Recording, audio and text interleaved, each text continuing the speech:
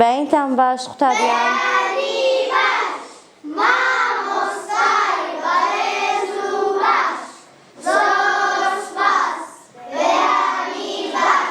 بەینتان باش، زۆر سپاس. بابەتێکی زۆر گرنگ باز دەکەین کە چەند یاسایەکە کە لە ژیانی ڕۆژانەمان ئەمە پێویستمان پێیتی و دەبێت جێبەجێ بکەین. با بڵێن ئەو یاسایانە جێبەجێ نەکەین دەبێتە هەڵا. باشە، ئێستا ئەو یاسایانە یەک یەک باسی دەکەین. یاساکانی بەیەکەوە ژیان.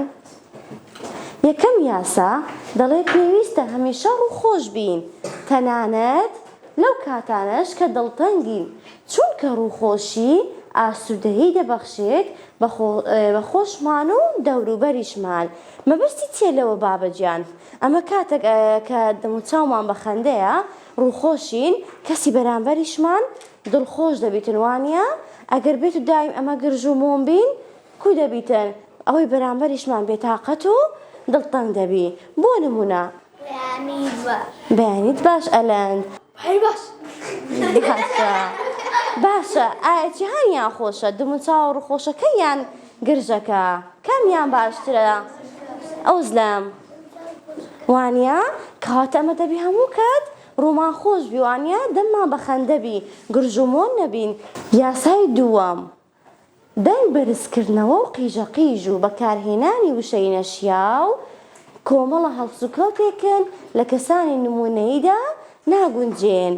باشە، باسمان کە لەوانەکانی پێشوانیە شێوازی ئاخاوتن، گوتمان نابێ بە دەنجی بەرز قسە بکەین، هەڵسوکەوتێکی نەگونجاوە و ناشرینە. دەبێ دەنگمان بە شێوەیەک بی، نە زۆر نزم بی کە جێی لێمان نەبی کەسی بەرامبەرمان، و نە زۆر بەرزیش بی کە بێزار بی لێمان.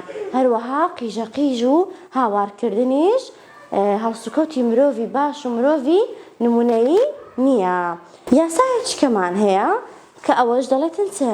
دەڵێ گاڵتەکردن بە کەم و کورتی کەسانی تر، بە تایبەت کە مەندامان ڕەوشتێکی ناپەسەندە، چونکە خوای گەورە هەر یەکەمانی بە شێوەیەک دروست کردووە. بۆیە دەبێت سوپاسی خوا بکەین کەوا ئێمەی بەم شێوە جوانە دروست کردووە، کە کاتێک کەسێک دەبینی خاوەن پێداویستی تایبەتە، کێشەی هەیە، ئەوە خوای گەورە ئەوهای دروست کردیە، پێویست ناکە پێی بکەنی و گاڵتەی پێ بکەی.